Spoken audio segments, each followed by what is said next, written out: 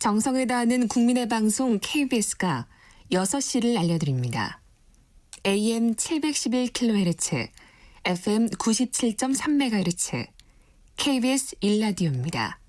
HLKA.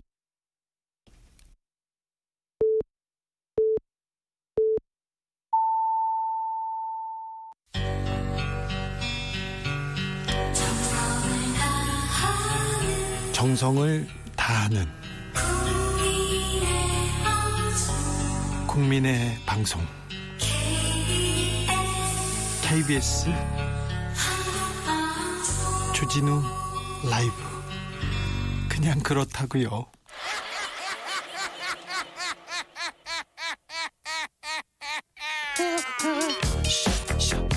발로 뛰는 기자, 탐구하는 기자, 세상의 질문을 마구 던지는 기자, 기자가 본 오늘의 세상, 기자들의 수다.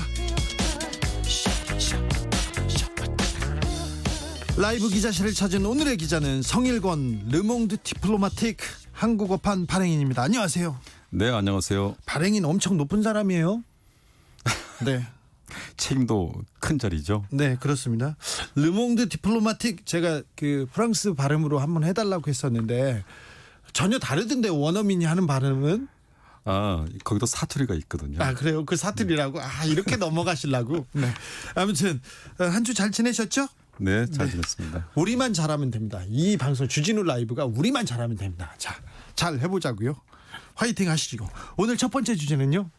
네, 첫 번째 주제는 우리 지금 NGO 문제, 네. 좀 논란이 많지 않습니까? 예, 그렇습니다. 네, 그런 것처럼 국제 NGO, 국제 NGO들도 논란이 많습니까? 많죠. 문제가 많아요. 오래전부터. 네. 네. 어떤? 그래서 특히 이제 우리가 NGO 하면 대개 유럽과 미국계 NGO들이 예. 국제라는 타이틀을 가지고 국제 NGO로 이렇게 다국적 NGO죠. 네. 그렇죠, 그렇죠. 네. 그러다 보니까 물론 좋은 일도 하지만 네. 그 어떤 독단, 횡포 같은 또 문제를 안고 있어요. 그래요? 외국에서도 그런 일이 있군요. 네. 네.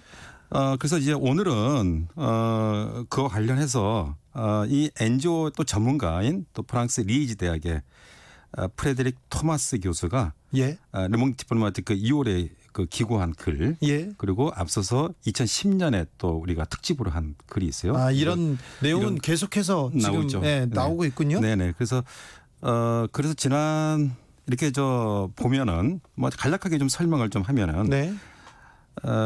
되게 이렇게 세계 이거 인도주의 활동을 목표로 해서 네. 이 국제 NGO 단체들이 모금한 예. 이 그 돈이 예. 연간 289억 달러에 이른다고 해요. 289억 달러요? 네, 그러면 30조가 넘네요. 그렇죠. 34조 원이죠. 오. 근데 사실은 이 돈도 사실 부족해요. 네. 왜냐하면은 각국의 어떤 무력 분쟁, 네. 또 기후 변화, 또 도시화로 인한 어떤 뭐 오염, 그렇죠. 또 인명 피해, 좋은 일 많이 하죠. 이런 거에 돈이 많이 들어가요. 네, 많이 들어가야죠. 그래서 많이 실제로 써야죠. 네. 그 재난으로 인한 희생자가 연간 2억 600만 명에 달한다고 해요. 예. 근데 문제는 이렇게 많이 돈이 필요한데 이 전체 구호기금의 3분의 1을 예. 고작 12개 국제 NGO 단체들이 독식을 한다고 해요. 그래요? 그러면 3분의 2, 그러니까 한 20조 정도는 12개 단체에서 그냥 다 쓰고 있다는 거네요? 그렇죠. 근데 우리가 이제 흔히 알고 있는 뭐 세이브 더 칠드런, 네. 또 국제 구조 이원회, 네. 국경 없는 의사회, 네. 옥스팜, 월드비전, 그리고 또 유엔 산하의 어떤 기관, 이런 어떤 국제 NGO들이 이제 할당을 받는데 예. 이것은 사실 이 재난 지역 그 해당 국가의 정부와 국가 구호 단체가 받는 금액의 20배가 넘는다고 해요. 그러니까 여기도 빈익빈 부익부군요. 그러니까 여기도 큰 대형 NGO가 돈을 다 독식하는 그런 세상이군요. 그렇죠. 네. 아무튼 유명한 단체들이고 우리나라에서도 활발하게 활동하는 그런 단체들인데 놀랍네요.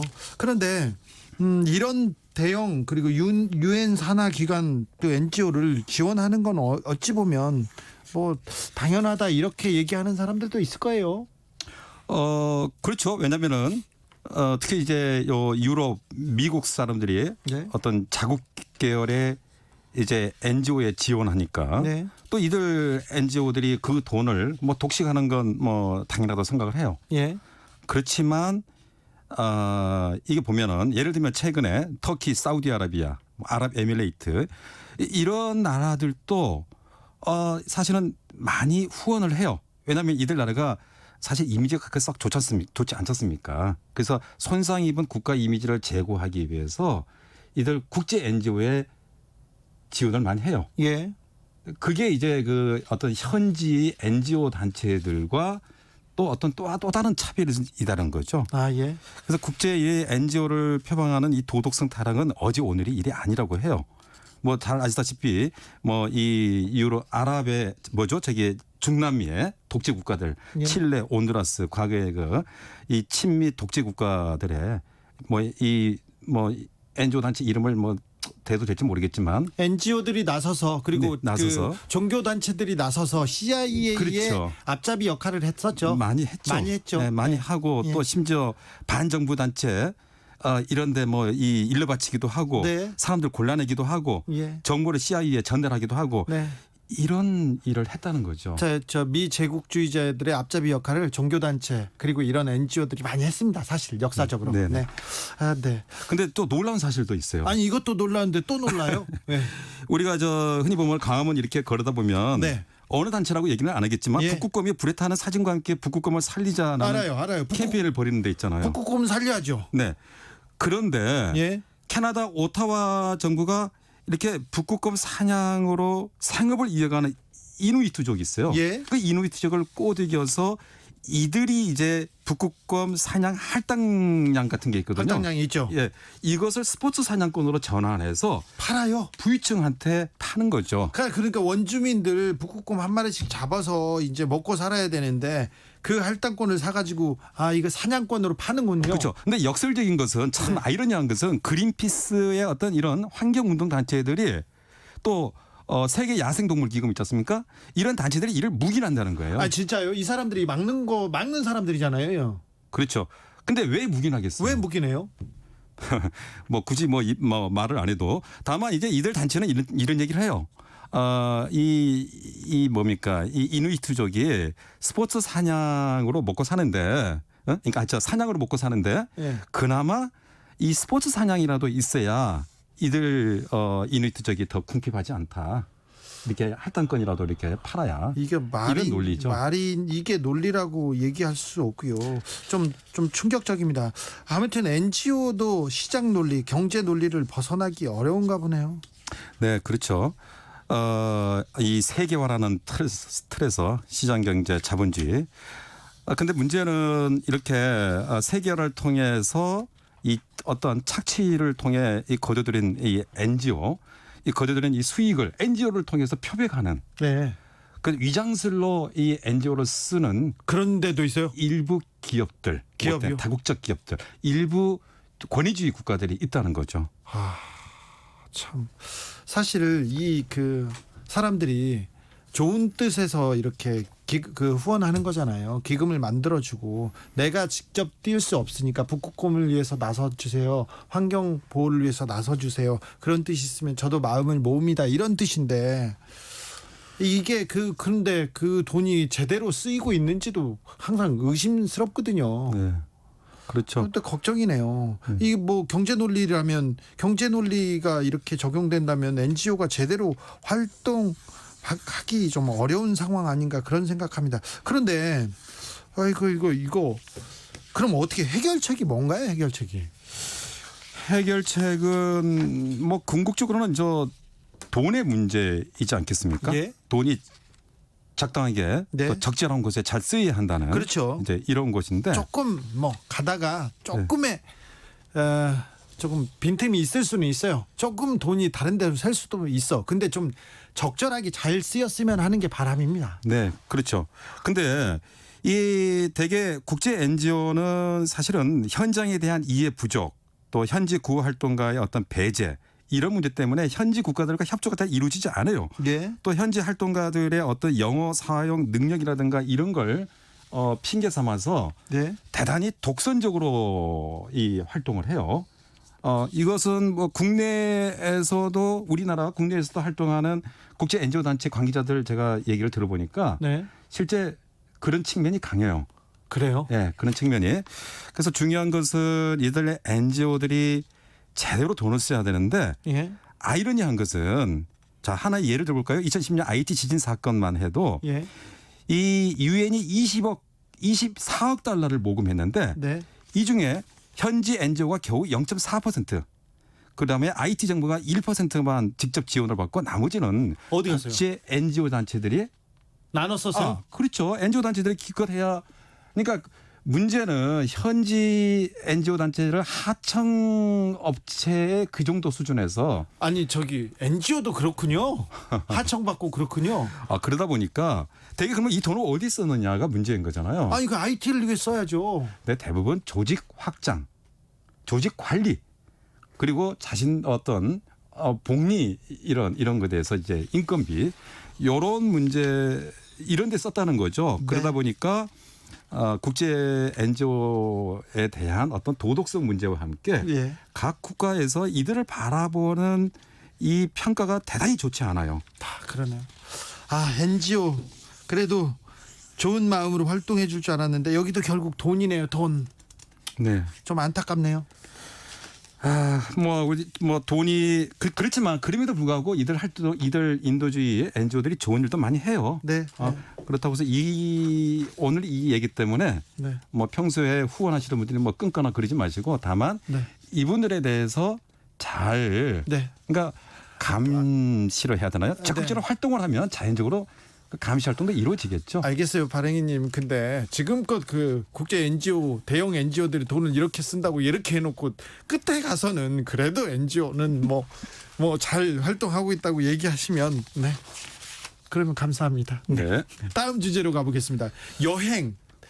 코로나 시대에 여행 못 가서 진짜 여행에 대한 갈증이 터지려고 하는 사람들 많습니다. 도망가고 싶은 사람도 많고요. 근데 다르게 여행하기 이런 내용이 르몽드 디플로마틱 특집 기사가 실렸네요. 네. 사실은 이제 코로나와 관련해서 가장 직격탄을 받은 부분이 이제 여행이거든요. 그렇죠. 90% 이상 줄었다는 네. 사람들도 많고요. 그래서 제네비에브 클라스트라는 여행 전문 기자가 이렇게 소개한 글을 보면 네. 지금까지 우리가 알던 여행은 여행이 아니라 관광이었구나. 네, 그런 사람들 많아요. 네. 이제부터 본격적인 여행을 하게 되는구나라는 생각을 그래요? 이제 갖게 돼요. 어떤 내용인데요? 예. 그래서 그 동안에는 사실 우리가 과잉 관광이라는 측면, 그냥 많이 짧은 시간에 많이 보고 많이 돌아다니고 특별히 사진 찍고 우리나라 사람들 일주일 동안 7개국 이런 거 있지 않습니까? 그렇죠. 많이 갔죠. 그 앞에서 사진 찍고 가고 그렇죠. 그다음에 사진 찍고 또 가고 이런 거 많았었죠. 맞아. 근데 이번에 이렇게 이 사건과 우리가 흔히 가는 유럽 중에 이탈리아, 그리스의 네. 이제 국민들이 지금 너무 좋아하는 거예요. 좋아해요? 그렇죠. 관광객들 안 왜냐하면 안 와서 이제 한적한 상황을 즐길 수 있고 예. 왜냐하면 이분들은 그동안에 사실은 자기네 삶이 너무 과잉 그 관광객들로 해서 많이 망가졌다고 생각을 하거든요. 예. 그분들 때문에 이제 관광객 때문에 집값도 오르고 또 점점 외곽으로 밀려나고 이런 것 때문에 현지인들은 그런데 그런 그리스, 이태리, 스페인 이런 데는 관광이 주로 주업이 돼 있잖아요. 근데 관광 관련된 사람들도 먹고는 살아야죠. 그렇죠. 근데 이제 얘기를 들어보면 이제 한 예를 들면 이제 기사를 보면 프랑스에서 여행 상품 기획자, 여행사, 지역 공동체, 숙박업자, 그다음에 비즈니스 서비스 제공업체, 언론이 이렇게 이번에 모여서 지속 가능한 관광 관계자 협회라는 것을 만들었어요. 지속 가능한 관광 어떤 겁니까 그게? 일종의 이제 관광 선언문을 이분들이 발표했는데 이런 말을 해요. 관광은 이전 상태 그대로 재개되어서는 안 된다. 관광업 종사자들의 생존을 위해서는 재정 지원이 필수적이지만 이러한 경제 대책이 환경과 사회에 긍정적인 영향을 미치는 것이 무엇보다 중요하다.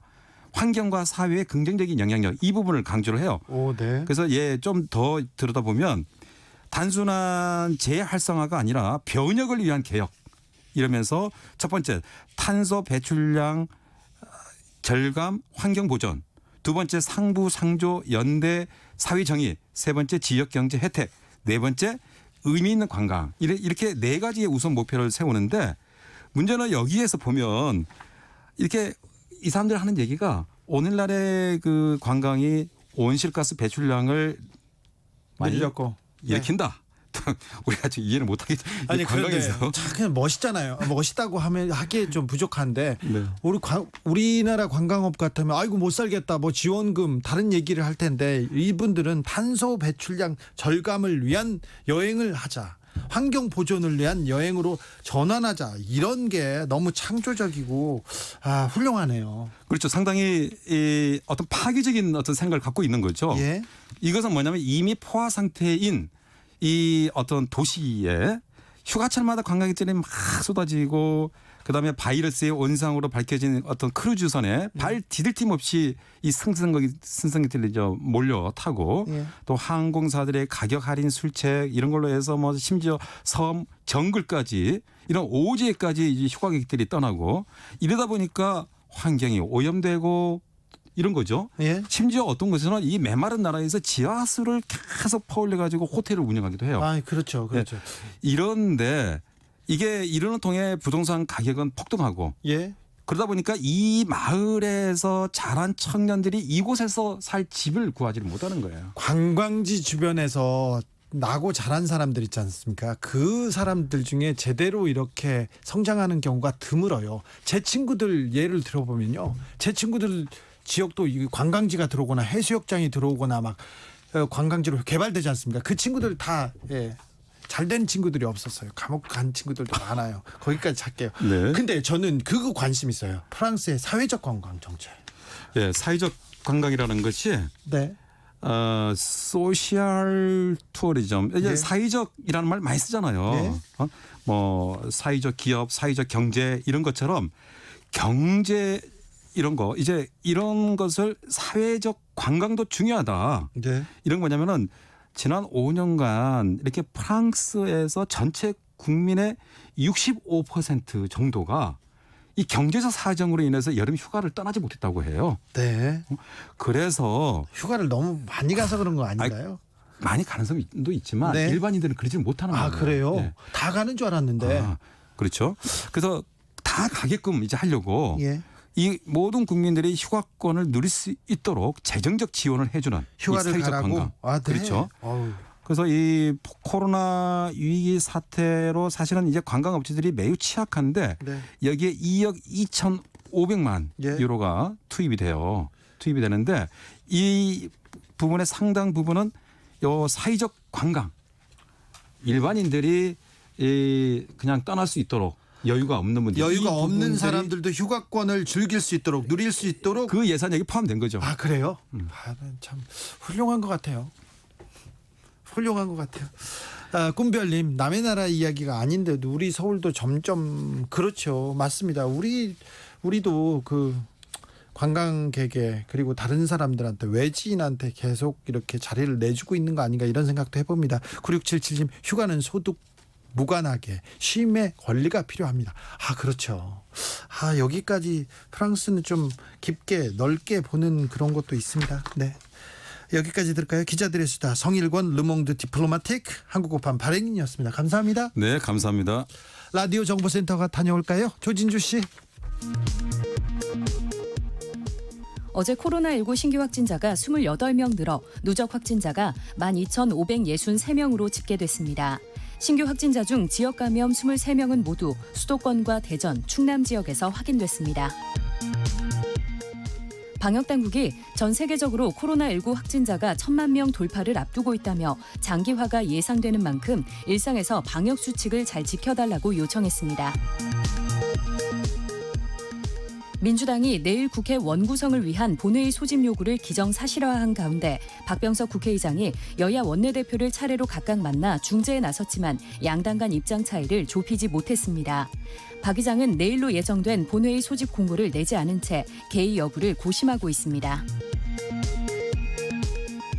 이주열 한국은행 총재가 코로나19 여파 등으로 우리나라 물가가 당분간 낮은 수준에 머물겠지만 디플레이션에 빠질 가능성은 크지 않다고 진단했습니다.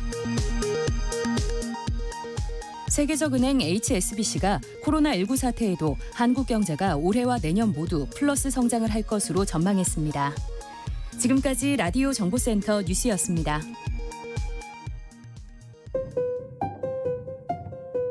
정치 피로, 사건 사고로 인한 피로, 고달픈 일상에서 오는 피로. 오늘 시사하셨습니까?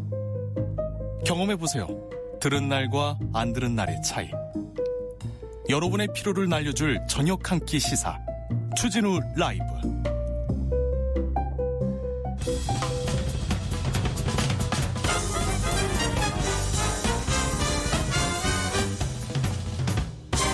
훅 인터뷰. 훅 인터뷰 이어갑니다. 21대 국회가 개원한 지 4주째예요. 4주째. 그런데 법사위원장이 뭐길래 아직도 원구성이 안 됐습니다. 계약한 지 4주째인데 아직도 반구성이 안 된 거예요. 요즘 국회 상황 어떻게 되는지 여야가 싸우고 있는데 국민의당은 어떤 생각인지 이태규 국민의당 의원 모셨습니다. 안녕하세요. 네, 안녕하세요. 잘 계세요? 좀 불편하죠. 네. 예, 국회가 노니까 네. 예, 이게 국회가 개원이 돼서 예. 지금 여러 가지 현안들이 많이 있어서 예. 이걸 다뤄야 되는데 네. 지금 그 역할을 못 하고 있지 않습니까? 네. 근데 시작하자마자 이제 국민들께서 예. 역시 정치가 뭐 하나도 달라진 것이 없다. 이런 이제 비판을 하실 텐데 그렇죠. 이제 그런 국민들의 마음이나 시각을 생각하면 네. 굉장히 좀 마음이 무겁고 불편하고 그렇습니다. 그렇죠. 불편하시죠. 따가운 눈 좀 국민들의. 이번 국회는 좀 달라지겠지 했는데 잘 안 달라지고 지금 일이 안 되고 있지 않습니까? 그래서 문제입니다. 네, 그러게요. 오늘 6.25 70주년입니다. 지난 23일에 호국 영령과 국내외 참전용사에 대한 감사 결의안을 대표 발의하셨네요. 이 결의안이 뭔가요? 이번에 6.25 전쟁 70주년인데 네. 그 70주년을 맞아서 대한민국의 자유와 민주를 수호하기 위해서 예. 희생하고 헌신하신 국내 참전 용사들에게 네. 우리가 국회가 국민을 대표해서 감사의 뜻을 표하자. 네. 그리고 그런 참전 용사들에 대한 어떤 대우 예. 뭐 이런 부분도 더 향상시키고 또 의원님 이번에 근데 네. 이 참전용사들한테는 감사함을 다 가지고 있는데 이 감사를 결의까지 해야 됩니까? 그 감사가 실제로 상당히 의례적으로 되어 왔고요. 네. 어떻게 막 그 일과성 행사로 네. 지나왔기 때문에 한 국가나 공동체가 건강해지려면 네. 우리 사회에 그런 좋은 전통과 관행을 만들어야 된다는 그런 취지에서 네. 이번에 국회가 국민을 대표해서 그걸 할 필요가 있다. 그리고 참전 용사들을 우리 국내 참전 용사들에 대해서 국회가 네. 한 번도 감사를 표한 적이 없습니다. 그래요? 그렇습니다. 몰랐네요. 근데 의원님 참 이런 그 결의안도 내고 다른 법안도 내고 다른 일도 해야겠다 이런 생각하는데 지금 국회가 안 열려가지고 그죠? 저는 그래서 아마 주호영 대표가 돌아오셨기 때문에 네. 저는 일단 국회를 여는 것이 예. 맞다고 보고요. 예. 어쨌든 거기서 이제 뭐 상임위원장 문제 이 부분도 누군가는 결단을 내려서 예. 해결을 봐야 된다. 저는 그렇게 생각을 합니다. 어떻게 될 것 같습니까? 지금 통합당 입장에서는 이제 다 가져가라는 거 아니겠습니까? 법사위원장을 돌려주든지 다 가져가든지. 네. 그렇기 때문에 이제 공은 저는 이제 민주당한테 넘어가 있다고 보고요. 예. 그럼 지금 민주당 입장에서는 사실 제 야당 입장에서는 기존의 관행을 깬 게 민주당이거든요. 예. 그렇다면 우리가 18개 상임위원장을 다 독식하고 예. 우리가 책임 정치를 하겠다. 예. 이렇게 당당하게 선언하고 가든지 네. 아니면 법사위원장을 돌려주고 다시 협상을 하든지 둘 중에 하나를 빨리 결정하는 것이 저는 옳은 태도라고 봅니다. 두 개의 길이 있는데 빨리 결정하고 일을 해야 된다. 이게 일단 그렇습니다. 네, 원은 빨리 열고 일할 수 있도록 국회의원이 그게 의원님 생각이시고 그렇습니다. 네. 둘 중에 그렇죠. 빨리 결정을 해야지. 그냥 공전은 좀 이거는 불합리하고 이거는 무의미한 것 그리고 같습니다. 자기가 결정한 행위에 대해서 예. 책임을 지면 됩니다. 네, 그렇죠. 당내 사정이 국민의당은 의석은 3석이지만 그렇지만 뭐 이 정책을 주도하겠다. 그리고 대권 주자가 있기 때문에 존재감을 가지고 일을 하겠다 하는 국민의당은 이 상황에서는 어떻게 이 문제를 풀어나갈 생각입니까? 현실적으로 우리가 의석수가 3석인 굉장히 군소정당이기 때문에 저희의 어떤 정책이나 법안을 통과시키기 위해서는 다른 당과의 연대와 공조가 불가피합니다. 예. 그래서 그 부분을 우리 이제 권은희 원내대표께서 네. 굉장히 다양한 방법을 모색을 하고 계시고 네. 그래서 저희 당의 가치와 노선에 동의한다면 누구랑도 같이 할 수 있다고 보고 그런 쪽에서는 굉장히 열려있는 자세다. 열려있는 태도를 견지하려고 이렇게 갖고 있고요. 네. 열려 있습니까? 그렇습니다. 저기 통합당 쪽에 통합당에서 국민의당에 계속해서 러브콜을 보내는 것으로 보이는데요. 그쪽으로 이렇게 기울어 있는 건 아닙니까? 우리 당의 가치와 노선에 동의한다면 네. 누구든지 가리지 않습니다. 가리지 그래요? 않고 그다음에 지금 우리 사회자께서 말씀하신 대로 통합당에서 국민의당이 어떤 러브콜을 주고 뭐 이런 부분은 일부 언론이 확대 해석하고 앞서 나가는 거다. 공식적으로 당의 어떤 러브콜을 보내거나 공식적으로 어떤 연대나 통합에 대해서 논의되거나 이런 거는 전혀 없다. 이런 말씀을 드립니다. 아 그래요? 논의하거나 그러진 않았습니다. 예, 다만 네. 이번에 국민의당에서 혁신준비위원회를 하면서 37개의 정책과제를 만들어 놓은 게 있습니다. 네. 이 부분에 대해서 통합당하고 같은 공조에 대해서 논의할 개연성은 있습니다. 네. 그 뭐 연구 모임 국민 미래 포럼도 같이 만들고 이렇게 하면서 합당이나 연대로 가는 것 아닌가 그렇게 생각하는 사람들도 좀 있거든요. 그러니까 그게 이제 앞서가는 거고요. 예. 또 국민미래포럼이나 이분들이 두 당의 통합이나 연대를 주장할지는 모르겠지만 그거는 양쪽의 당 차원에서는 전혀 관계없는 거다. 아직 당 차원은 아니다. 예, 그리고 이제 그때 거기서 무슨 보수 정당 뭐 이런 얘기까지 나와서 그것은 안철수 대표께서 우리 당은 실용과 중도의 제3의 길을 간다라고 다시 정리를 분명히 해 주셨거든요. 네. 저기 미래통합당에 대선 주자가 없잖아요. 대선 후보가. 네.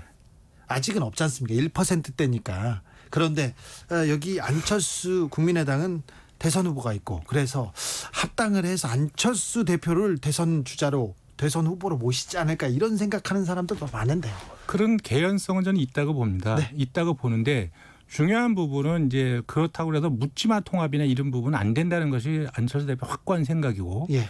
또 국민들의 어떤 공감 없는 동의 없는 묻지마 통합이 안 된다는 거는 이번에 미래통합당의 총선 결과나 네. 과거에 국민의당하고 바른정당하고 통합 과정에서 그 결과가 보여주고 있거든요. 네. 그렇기 때문에 안철수 대표는 야권의 혁신 경쟁이 우선이고 예. 그 혁신 경쟁 속에서 혁신적으로 야권 전체가 새로운 그릇으로 다시 재편돼야 된다 이런 생각을 좀 갖고 계시는 거고요. 예. 다만 그럼에도 불구하고 통합당 입장에서는 본인들의 보수 플러스 알파를 가진 후보가 절실하게 필요하기 때문에 안철수 대표의 어떤 정치적인 부가가치나 이런 부분은 계속해서 높아갈 수밖에 없는 그런 구조와 환경을 갖고 있다 야권은 뭐 이렇게 개인적으로 생각하고 있습니다. 1호 법안이 당의 1호 법안이 장기 근속자와 정년 퇴직자의 자녀 등을 우선 특별 채용하는 이른바 고용세습 금지 법안 대표 발의하셨죠? 그렇습니다. 네. 20대 때도 이 법안을 대표 발의하신 걸로 알고 있는데 우리 사회 고용세습 문제가 좀 심각하죠. 심각합니다. 네. 그래서 국민의당에서 대표 1호 법안으로 낼 정도로 이렇게 당에서는 중요하게 보고 있습니까? 그렇습니다. 그래서 또 20대 때 국민의당 때에도 중요 법안을 추진을 했는데 네. 이 부분이 어찌된 일인지 하여간 잘 진행이 안 됐고요. 예. 뭐 잘 아시겠지만 이 고용세습은 이게 청년들의 공정한 기회를 균등을 막는 네. 어떤 우리 사회 굉장히 잘못된 관행이고 예. 저는 기득권의 논리라고 보기 때문에 이 부분을 반드시 해소하고 네. 이 부분을 해소하는 것이 저는 문재인 대통령께서 말씀하신 기회의 균등이나 과정의 공정 또 결과의 정의 여기에 맞는 법안이라고 생각이 들기 때문에 네. 어쨌든 21대 국회에서는 반드시 통과시키려고 노력하겠습니다. 네, 네, 뭐 지지하는 사람 많습니다. 그러면 재벌가 이재용 부회장 세습 문제나 재벌가의 세습도 이렇게 여기 안에 들어갑니까? 그거는 다른 문제입니다. 다른 문제고 그거는 이제 그 주식이나 뭐 이런 부분하고서 영역이 다른 문제지만 네. 어쨌든 재벌이든 일반인이든 간에 편법을 써서 예. 그리고 거기에서 어떤 반칙과 특권이 일어난다면 그 부분은 반드시 저지돼야 되고 거기에 합당한 저는 처벌을 받는 것이 맞다고 봅니다. 네. 그럼 국민의당은 재벌 개혁에 대한 재벌 세습에 대한 법안도 준비하고 있습니까? 우리 부분에서 공정 경제를 하기 위해서는 네. 대기업이나 재벌들의 어떤 갑질부터 어떤 그 잘못된 고용 승계나 이런 여러 가지 부조리한 부분은 다 바로잡아야 된다 그렇게 생각하고 있습니다. 네, 특별히 검찰 개혁에 대해서 삼성 개혁에 대해서 안철수 대표의 생각이 좀 확고한 것으로 저는 인식하고 있거든요. 그죠? 안철수 대표는 어쨌든 정의와 공정 부분에 어긋나는 부분에 대해서는 네. 반드시 바로잡겠다 그런 확고한 생각을 갖고 계십니다. 예전에는 저하고 삼성 개혁에 대해서 얘기를 많이 하셨는데 그런데 요새는 삼성 개혁에 대해서 얘기를 안 하시더라고요. 아마 재벌 개혁에 대해서 구체적으로 이제 말씀하실 기회가 있을 거라고 보고요. 예. 그 부분이 아니라 한국 정치의 경제의 전반적인 어떤 그 프레임에 대해서 이 부분에서 이제 시장과 정부의 역할부터 아마 많은 부분을 정리해서 한번 말씀하실 기회를 가질 겁니다. 네. 안철수 대표 거 하나만 물어볼게요. 홍범도 장군이 일제와 맞서 싸운 영웅이라면 백선엽 장군도 대한민국을 지킨 영웅이다. 이렇게 안철수 대표가 얘기했는데 이거 실언 아닌가요? 아닙니다. 그거는 네. 누군가는 이 불편한 부분에 도 이야기를 해야 된다. 그리고 역사라는 것은 다 공과가 있는 것이거든요. 그것이 어떤 자기 정치적 어떤 관점에서 한쪽만 바라봐 가지고는 우리가 계승과 발전의 역사를 쓸 수가 없다. 이런 생각에서 이 부분에 다소의 반대하는 분들이 계신다고 하더라도 반드시 이 부분을 해야 되겠다. 백선엽 장군에서는 공과가 있는 거죠. 네. 근데 우리가 정말 단절과 부정이 아니고 국민 통합으로 가려면 이 계승과 발전의 역사를 쓰기 위해서는 공과를 다 봐야 된다. 그리고 공과에 합당한 평가를 내리는 것이 좋겠다.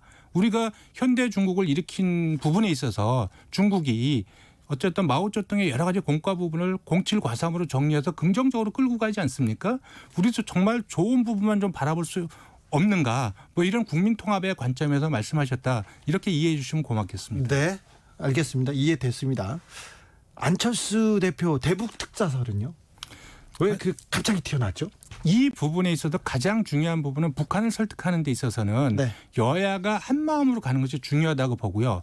본인이 내가 가겠다가 아니라 내가 중심에서 가겠다가 아니라 정부가 특사단을 구성하면 여러 명이 있을 수 있지 않겠습니까? 네. 그중에 야당 인사가 필요하고 거기서 본인한테 요청이 오면 기꺼이 가서 정부를 도와주겠다. 이 취지로 말씀드린 겁니다. 알겠습니다. 저 의원님 얘기를 들으니까 또 무슨 말인지 잘 알겠습니다. 네. 국민의당이 조금 존재감이 더 있게 그리고 또 여야가 고착돼 있을 때 좀 구멍을 내서 국회가 국민한테 와서 일하는 국회로 만들어질 수 있도록 좀 또 힘을 좀 더 써주셨으면 합니다. 네, 열심히 하겠습니다. 네, 감사합니다. 지금까지 이태규 국민의당 의원이었습니다. 감사합니다. 교통정보센터로 갈까요? 김민희 씨.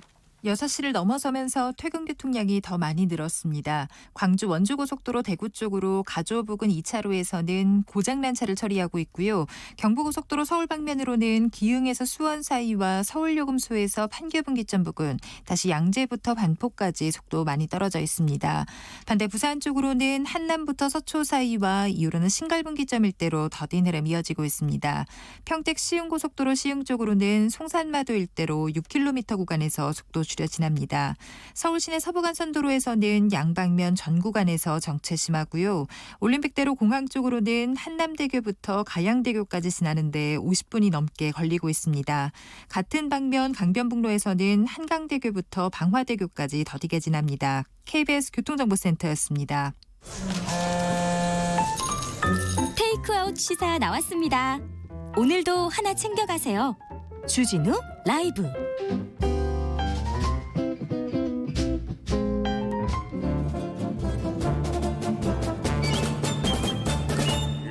여기도 뉴스 저기도 뉴스 빡빡한 시사 뉴스 속에서 가슴이 답답할 때 뇌 휴식을 드리는 시간입니다. 한 주에 한 번 맛있는 책을 만난다.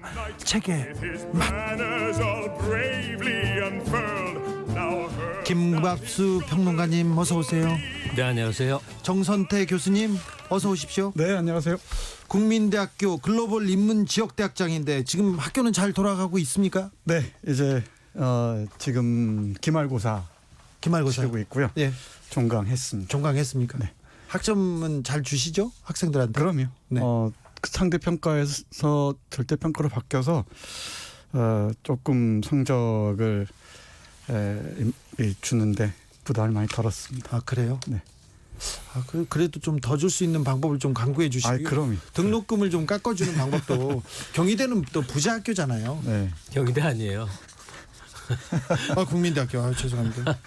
죄송합니다. 경희대가 최근에 네, 사건 사고가 많아가지고요. 안 좋은 사건 사고가 많습니다. 교수님들이. 그래서 제가 머릿속에 그게 있어서요. 죄송합니다. 네. 제가 근무한 학교 저는 조용합니다. 네, 알겠습니다. 6.25 전쟁 벌써 70주년입니다. 70주년 국민들 특별히 민족의 비극으로 가슴에 남아 있는데요. 어떻게 감회가 어떻신지요? 이 전쟁의 경우에는 70주년이라 안 하고 70년 이렇게 한다네요. 그렇죠. 네.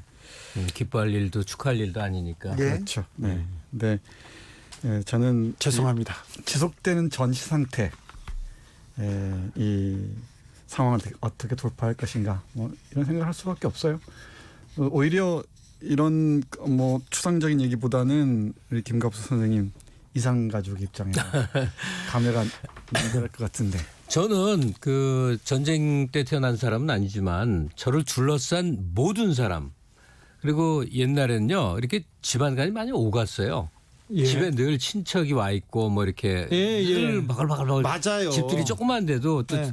지방에 사는 친척이 와서 아이 데리고 와서 며칠 살고 뭐 하여튼 맨날 그런 식인데 모든 게 다 이북에서 내려온 사람이었어요. 모든 사람이. 전쟁 얘기, 이북 얘기가 뭐 끊이지 않고 그 중에 한 분은 또 좀 이게 뭐한데 저 반공포로로 이제 거제도에서 굉장히 심한 고생을 한 분도 있고 등등등 뭐 전쟁 얘기가 거의 일상 속에 있었기 때문에 아주 생생한 게 굉장히 많은데요. 우리 영화에서 극적으로 묘사하는 거 있잖아요. 아무리 영화나 소설이 극적으로 묘사해도 실제가 더 심합니다. 네. 전쟁의 상황을 몸으로 겪은 우리 친척들, 우리 부모들, 우리 아버지는 너구리굴에서 먹었고 4일 동안 총상 입고 숨어 있다가 이제 나왔는데 뭐 하여튼 얘기거리가 끝이 없거든요. 그거를 겪은 상태가 70년 전인데 지금의 이 평온함을 따져보면 다들 전쟁 남북 간의 전쟁이 계속되고 있고 뭐 정전 상황이고 얘기하지만 굉장히 놀라운 평화를 우리가 누리고 있는 거예요. 예전에 CNN, BBC 보면 한국은 항상 전쟁 위험 그리고 무기 그렇죠. 군사 행동 이런 것만 보잖아요. 그리고 외국에서 전화해요. 괜찮냐고. 괜찮아 우리. 그리고 80년대부터는 또 시위 보도가 워낙 많아서 Stone Throwing People, 돌 던지는 민족 뭐 이런 식으로 항상 보도되고 그렇죠. 있어요. 전쟁 위험 아니면 데모 이거밖에 우리 한국을 그 규정짓는 그 이미지는 없었는데 지금은 달라졌죠. 근데 남북 관계가 많이 좋아지고 나아졌는데 지금 대북 전단 가지고 그 일어나는 갈등을 보면 아직도 살얼음판인 것 같아요. 맞습니다. 순식간에 상황이 비틀어지고 예. 이러죠. 그 전쟁의 그 아슬아슬한 그 고비에서 넘어왔는데 그 평화의 고마움을 잘 모르는 것 같아요. 제가 짧게 말씀드리면은 몇 년 전에 이 삐라에 관련된 연구를 한 적이 있어요. 아 그래요? 네. 근데 이 해방 직후의 그 삐라의 언어들 정말 이 이념 대립 속에서 적대감으로 가득한 언어들이죠. 저 이 글 본 적 있어요. 네. 봤는데요. 그때만 해도 아이고 뭐 선생님 이런 걸 연구하시나 했는데 나중에 이 대북 전단이 우리 그 남북 관계에 어떤 영향을 미치는지를 그렇죠. 보고 이번에도 보니까 이게 굉장히 중요한 부분이구나. 중요한 상징이구나 그런 생각이 들어요. 제가 마침 책을 갖고 있으니까 소개를 해드릴게요. 네. 책 제목이 지배의 논리, 경계의 사상, 소명출판, 저자 정선태. 네. 이 책의 제4부 11장이 삐라, 매체에 맞서는 매체 이런 제목으로 쓰여져 있습니다. 네. 불후의 명저라고 합니다. 부끄럽습니다. 그 해방 공간에는 매체를 대신할 매체로서 정말 적대적인 언어가 오가고요. 전쟁 때는 또 심리전의 일환으로 이 삐라를 사용하고 또 냉전 시기에는 적대적 공존 상황에서 삐라가 오남용, 악용되기까지 하죠. 근데 21세기 들어서 지금 유튜브가 세계의 전체 언론을 이 좌지우지하는 때 그 종이에 그 모욕적인 언어 가득한 그림으로 이 부채질 이 상황을 어려운 지점으로 몰고 간다는 것은 하지 말아야 할 일이죠. 하지 말아야 할 일입니다. 그러니까 그 유인 삐라에 대해서는 정 선생님이 연구자로서 할 말이 많으실 텐데 삐라에다 하나 더 붙일 게 확성기예요. 우리 지난 정권 때 뭐 북한을 향해서 확성기 설치하면 북한이 엄청 겁먹는다고 얘기를 막 주장하고 그랬거든요. 네. 근데 사실 그 많이 웃었어요. 확성기 되고 뭐라고 외친다고 뭐 정치 상황이 변화가 되고 북한 사람들에게 영향을 준다고 생각하는가. 근데 지금도 삐랄 주고받는데 대북전단. 예, 대북전단이라고 하라고요. 예, 대북전단 좋아. 네. 근데 지금 현역 요번에 이 탈북자 출신으로 국회의원 된 분이 이렇게 발언을 합니다. 이 김여정의 말폭탄에 이어서 김정은 위원장이 태세 전환을 했잖아요. 예. 잠깐. 예. 이게 우리가 대북 확성기를 다시 재설치한다는 거에 겁을 먹어서 그렇게 뒤로 물러서는 것 같다. 이런 표현을 합니다. 그러니까 이 상황 진단을 좀 정확히 하거나 적어도 현대 21세기에 좀 맞는 사리 판단을 했으면 좋겠다는 생각이에요. 그러니까 대북전단 보내고 우리가 확성기로 뭐라고 소리를 지르면 무슨 일이 이루어진다고 생각하는 그 얇은 생각들이 어떻게 해서 가능한 건가. 다 그건 국내용으로 하는 거거든요. 내부용으로 우리 이런 거 하고 있어 이런 건데 안타깝죠. 네. 오윤재 님이 전쟁 기념관도 개명해야 합니다. 네. 그렇죠. 전쟁 기념관. 네. 그렇죠? 네. 조금 일리가 전쟁을 있으십니다. 기념한다는 게 그렇죠. 이상하구나. 기념하는 게 이상하죠. 예. 전쟁 추모가 외국에서 다 워 메모리얼을 하니까 그걸 그렇죠. 갖다가 네. 그냥 그렇게 쓴 것 같아요. 원희님이 볼턴을 보면 아무리 핏줄이 미워도 그 형제 남에게 맞으면 가슴 아파요 이 얘기했습니다. 아, 네. 오늘 책으로 들어가 볼까요? 오늘 책으로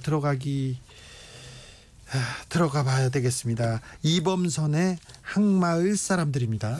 네, 이 어떤 책을 얘기할까 고민하다가 또 이번 주에도 우리 주 기자님 시험 문제 한번 내보시라고 항마을 사람들 이거 아마 교과서에도 실리지 많이 않아요? 나와요. 많이 이거 나오죠. 많이 나와요. 네. 워낙 유명한 작품이죠. 그래서 사라진 학이 돌아오기를 네. 기원하면서 이 작품 골랐습니다. 네. 어렵지는 않고요. 또 네. 많이 아는 작품이어서 기억나실 거예요. 네. 기억나실 거예요. 들어보면. 네. 네. 이 소설은 황순원 선생의 학과 더불어서 이 학이 중의 상징으로 등장하는 한국 전쟁의 비극과 화해 가능성을 모색한 작품으로 잘 알려져 있습니다. 우리 민족한테 학이 그런 좀 위치에 있나 봐요. 네, 또 좀 신성하고 예. 이 신령한 네. 동물 그리고 이 공동의 삶을 지켜주는 그 상징으로서 네. 이 학이 등장하는 것 같습니다. 좀 좋은 소식이 길조이기도 그렇죠. 하고요. 네. 학을 구워 먹었다 이런 얘기는 못 그러면 들었잖아요. 안 되죠. 그리고 병풍에 늘 그 학이 학 그림 있지 않습니까? 기품이 있죠. 네, 네. 기품이 있죠. 근데 항마을 사람들 얘기를 본격적으로 들어가기 전에요. 잠깐 좀 하고 싶은 얘기가 있는데 그 교육제도가 상황에 맞게 시대에 맞게 변화되는 것도 필요하지만 바뀌지 말았으면 하는 것들이 있어요. 네. 사람들마다 이 굿올드 데이즈라고 할까 좋았던 옛날의 추억이 있거든요. 근데 제 경우 중학교를 딱 들어가니까 의무적으로 한국 단편문학 대계를 다 읽게 합니다. 저는 백수사라는 출판사 이름 백수사였어요. 네. 백수사에서 나온 5권짜리를 깡그리 다 읽은 아니 기억이 근데 나는데 그때 그 선생님이 훌륭하신 거고요. 그렇죠. 그게 교육적으로 다 하게 되지 않아요? 중학교 아니, 들어가면 저희- 단편문학. 저희 중학교 선생님은 국어 선생님 때리기만 했어요. 근데 그게 제가 물론 잘못했으니까 그때 맞았죠. 이야기의 보고일 뿐더러 한국어의 보고예요. 아, 그러니까요. 그럼 훼손되지 않은 한국어에. 네. 그런데 재밌는 게 기질 따라 좋아하는 작가가 다 달라져요. 예컨대 좀 낙천적이면서 선한 친구들이 황순원, 네. 김동인, 네. 그런 걸 좋아해요. 네. 그러니까 뭐 봄봄이나 소나기나 뭐 이런 것들. 저 지금 황순원 선생 다시 읽고 있거든요. 그래서 저녁마다 집에 가지고 빨리 봐야지 이거. 그다음에 좀 삐딱한 애들은 리얼리즘 계열들. 오늘 이범선 선생 것도 읽고 전광용, 네. 장용학, 네. 이호철 뭐 예. 아마 이 작가 이름 쫙 나오면 왜 길게 그냥 선명한 사람들이 줄줄줄줄 나올 네. 거예요. 그게 한국인들의 원체험 같아요. 네. 한 10-30살 때쯤 네. 이 아주 빛나는 그 단편들을 한국 작가들의 단편을 쫙 선접해서 애들 얘기 속에 공유가 되는 거죠. 그렇죠. 우리 흥부전이나 심청이나 춘향이가 우리 속에 공유가 되고 있잖아요. 그 책을 읽든 안 읽든. 그럼요. 그러니까 한국 단편문학 대계에 나오는 그 작가들의 이야기. 소나기의 소녀가 뭐 하여튼 그런 얘기를 우리는 함께 할 수 있는. 아니 저는 저의 삶의 근간에 그 소나기 그 소년이 아직도 살고 있어요. 맞아요. 학생들 보면은 중학교 무렵 예. 10서너 살 무렵의 독서 경험이 네. 정말 오래가는 것 같습니다. 그럼요. 우리 원체험처럼 담임 선생님이 동국대 국문과 나온 실패한 시나리오 작가인데 어찌나 읽으라고 그러는지 다 읽었어요. 다. 근데 훌륭하시네요. 훌륭하신 선생님이세요. 훌륭하신 선생님이에요. 우리 중학교 때 선생님, 국어 선생님들이 훌륭하지 않다는 건 아닙니다. 네. 진도 나가겠습니다. 예, 말씀하신 대로 이범선 작가 이범선은 오발탄으로 워낙 유명한 네. 작가예요. 이빨이 퉁퉁 부어서 뽑지 못하고 막 거리를 헤매는 그 부분에서 맞습니다. 예, 가슴이 예. 저릿저릿. 네. 예. 이 해방촌에서 네. 일어났던 있었던 얘기들이죠. 네, 항마을 사람들도 많이 알려져 있습니다. 근데 이 소설 읽을 때는 뭐니 해도 앞에 말씀드렸듯이 학의 상징성, 학의 의미가 무엇인지만 알면 될 것 같습니다. 옆에 보면은 이 이장영감하고 박훈장이 학을 뭔가를 기다리는 장면으로 시작하거든요. 네. 네, 이 해방을 기다리는 거죠. 그렇죠. 해방과 함께 학이 돌아옵니다. 네. 그랬는데 또 해방 직후에 이 이념으로 분열되면서 학이 또 사라지죠. 전쟁과 함께. 네. 그리고 전쟁이 끝나서 이 피난 갔던 이장영감 일행이 돌아오는데 또 박훈장이 죽어 있죠. 그리고 친구였던 바우와 덕이는 서로 왼수가 돼서 싸우죠.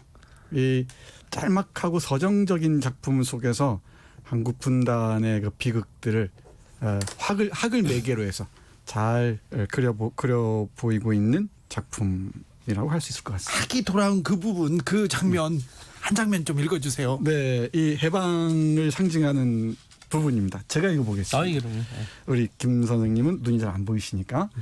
그날 뭔 소리를 하죠? 과연 학은 마을에 돌아와 있었다. 영을 내려와 비로소 학이 돌아온 것을 본 이장영감과 박훈장은 얼싸안고 엉엉 울었다. 왔다. 정말 왔어. 영감, 이게 꿈은 아니지. 응? 이장영감. 꿈은 아니지. 이장영감과 박훈장은 가시 뒤로 벗겨지는 줄도 모르고 고개를 젖혀 항나무 꼭대기만 쳐다보고 있었다. 쓱 치켜든 긴 주둥이, 이마에 빨간 점, 늘씬이 내뺀 목, 눈처럼 흰 깃, 꼬리깨 까만 깃에서는 안개가 피었다. 한 마리는 슬쩍 한 다리를 기역자로 구부리고 섰고 또 한 마리는 그 윗가지에서 길게 목을 빼고 두룩두룩 마을을 살펴보고 있었다. 옛날 본 그 학이었다. 꼭 그대로였다. 그들은 자꾸자꾸 솟아나온 눈물을 몇 번이고 손등으로 닦았다. 여기서 잠깐. 학이 돌아온 날은 학마을의 가장 큰 잔칫날이었다. 여기서 문제 나갑니다. 네. 이 문장의 이유가 가장 올바른 것입니다. 오늘도 시험 봐요? 네. 1번 학이 돌아오는 때는 시기적으로 학마을에 항상 잔치가 있는 때이므로 2번 학은 마을 사람들에게 평화와 풍년을 약속해주는 새이므로 3번 학이 돌아올 때는 반드시 마을에 누군가와 결혼을 하므로 4번 학은 장수를 상징하므로 5번 학은 그 모습이 너무나 아름답기 때문에. 이거 중학교 문제입니까? 출제자 문제에서 제가 설명을 해야 돼. 여기 잔치 소리 나오는데 잔치는 말 그대로 잔치가 아니에요. 네. 결혼식을 잔치라고 불렀어요. 네. 네, 여기서 말하는 잔치는 결혼식이라는 뜻이에요. 네. 수능 모의고사였어요. 그래요? 네. 답은 2번 같은데 맞나요? 네, 네. 난 어째 포기해갖고. 학은 마을 사람들에게 평화 풍년을 약속해주는 평화. 네, 평화의 하긴 상징. 그렇죠. 네, 네. 그 학을 기다리기까지 벌써 70년이 됐네 오늘로 그죠? 이 소설이 1957년 1월 현대문학이라는 잡지에 발표됐습니다. 그러니까 이 작품이 발표된 이후로도 몇 년입니까? 63년이 지난 겁니까? 그렇죠? 네. 그렇게 지난 셈이죠. 그 올해도 지났습니다. 이범선 선생이 외대에 있었어요. 예, 좀 일찍 돌아갔죠. 하루도 안 빼놓고 저녁이면 늘 똑같은 친구를 만나서 늘 술 한잔을 하시는. 그러니까 제 주위 사람들이 그 외대를 많이 갔거든요. 저도 뵙고 그랬었어요. 아, 김갑수 선생님은 모르는 사람이 없고요. 안 만나본 사람이 없어. 아니 도강 안 해요 대학교 때? 아, 그런 걸 왜 해요? 딴 학교 가서 도강하고 그러잖아요. 딴 학교는 그 학교 여학생 만나러 에이. 가는 거죠. 왜? 아니 우리 학교 우리 수업도 듣기 싫은데 왜 다른 학교까지 가서 들어야 돼요? 아니 근데 이 얘기를 왜 하냐면 오늘은 그 저 항마을 사람들 작품은 워낙 이제 우리에게 알려진 거여서 주변 얘기, 애둘러한 얘기를 좀 하고 싶어서 그런데 요새 그 유행하는 것 중에 아주 흥미로운 게 이날치 밴드하고 네. 맞아요. 네. 그다음에 트로트 붐이에요. 이게 둘 다가 뭘까? 뭐 광범위한 분석을 하는 게 아니에요. 일부의 인상만 얘기하는 건데 우리 내부의 자부심의 이제 발현 같다고 생각이 들어요. 한때 우리가 촌스럽다고 여긴 것들 혹은 옛 것이어서 구중중하다고 배격했던 것들을 되살려서 좋아해 줍니다. 그러니까 이날치가 하는 그 판소리의 변신 대단한 이 국악적인 것들이 젊은 애들에게 아주 신선한 걸로 이 트로트의 재현도 저는 그런 장르를 좋아하지 않는 사람인데도 불구하고 꺼리낌 없이 즐거워할 수 있을 만큼 우리가 이제 된 거죠. 그래서 좋았던 옛날의 추억으로 이제 많이들 기억할 수 있는 건데 예컨대 왜 트로트만 돌아오냐, 한국 가곡은 왜 안 돌아오냐. 가곡이 엄청나게 많았었거든요. 뭐 초연이 물들던 깊은 계곡 뭐 이런 노래들 있잖아요. 그리고 그 이범선 유영의 작품을 그냥 문학 작품이라고 안 하고 좀 문예물이란 용어로 뭐라고 할까 문학성이 짙은 작품에서 문예물이라고 불렀어요. 이게 영화로도 되고 TV 드라마로 많이 이루어졌었습니다. TV 문학관 194화인가 그렇습니다. 네, 그러니까 이 문예물의 복권도 좀 있었으면 좋겠고 그다음에 이게 뭐 저 일제 때 선전에 일제 때 이제 연장이라고 해서 뭐라고 하는지 모르지만 국전 정기적으로 전 국민들이 괜히 그림에 관심 없다가도 한 번씩 우르르 덕숭에 몰려가서 그림 관람하던 그런 것들. 그다음에 국향 시향 정기 연주회 지금 KBS 교향악단이 된 그런 것들의 정기 연주회 그 학생 시절엔 다 한 번씩 가보는 것들. 이런 그 우리 나름대로 세웠던 전통의 복귀들 이런 것들이 좀 근사하게 이루어졌으면 좋겠어요. 이범선 선생의 작품 같은 걸 읽으면 이 한국 사람이 한국어를 쓴다는 거에 원형 같은 게 들어있는 거거든요. 예. 저는 다른 건 몰라도 80년대 초반에 있었던 TV 문학관. 네. 그건 21세기에 복원됐으면 좋겠어요. 그러니까요. 그러니까 드라마 극장 TV 문학관 그냥 1시간짜리 프로그램이거든요. 그렇죠. 주로 그 지식인이 시골을 떠나서 바닷가를 걷다가 누구를 만나서 있었던 얘기 그리고 던지는 그 철학적인 그냥 화두 하나씩 던지잖아요. 좋았던 것 같다 이렇게 생각하는 마키님이 TV 문학관 194화 맞아요. 맞대요. 정 교수님 기원령 쫙 얘기했습니다. 마지막에 어렵게 학이 돌아왔는데 인민위원장 바우가 쏴버립니다. 네, 그렇습니다. 이 인민위원장 북한 쪽 이념에 편승한 바우가 박훈장의 아들이죠. 바우가 학을 쏘아버립니다. 평화의 상징을 쏘아버렸다는 뜻이겠죠. 그러면서 지금까지도 이 학이 돌아오지 않고 있습니다. 이 부분이 대단히 중요합니다. 그 학이 사라진 이후에 학의 귀환을 어떤 식으로 우리가 촉진할 수 있을지 고민할 수 있는 장면이 아닌가 그런 생각을 합니다. 학이 돌아오긴 오겠죠.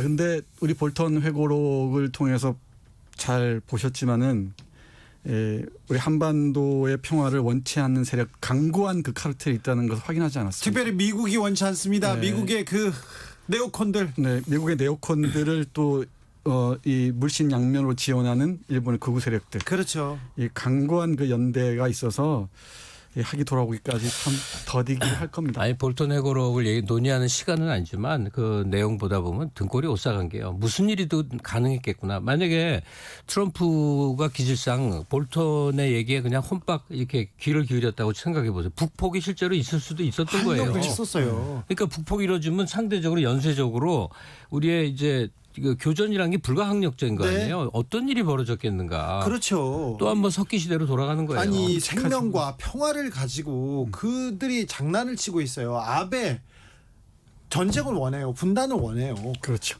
볼튼 전쟁을 원해요. 분단을 원했어요. 근데 저는 더 큰 문제는 이 미국의 네오콘과 일본의 극우 세력들의 또 문제지만은 우리 내부의 그들과 동조하는 내통에서 이 분단을 원하는 세력들이 너무 견고하게 이 땅을 지배하기도 했습니다. 얼마 전까지도. 그러니까 그 지금 그분들도 분단을 원한다고 생각지는 않지만요. 제가 어디 TV 이제 뭐 좀 가벼운 프로에서 보수적이라는 분의 발언을 직접 듣는데 이거예요. 왜 북한에 포격을 못 가하느냐? 왜 주석궁을 못 밀고 들어가느냐 이 얘기를 막 울분을 토하면서 하시는데 얼마 전에 중앙일보에서 그런 본인이 감당하시려고 그래요? 그런 사설 썼잖아요. 3일만 참아주면 그냥 다 끝내자. 뭐 전쟁하자 그런 사람들도 있었어요. 네, 정말 한반도의 전쟁 공포가 사라질 때 네. 하기 돌아올 텐데 네. 언제일지는 참. 다음 책 얘기해야 되는데 네. 다음 책은 살만 류슈디의 분노입니다. 아, 네. 예, 분노 읽으면서 미국은 어떤 사회인지 좀 볼까 합니다. 네, 그리고 우리나라 대표 생태 운동가였던 김종철 녹색 평론 네. 발행인이 돌아가셨어요. 아, 그래요. 아, 그 양반. 전 지금 그 소식을 들어가지고 너무 가슴이 아픕니다. 저도 참 좋아하는 분인데.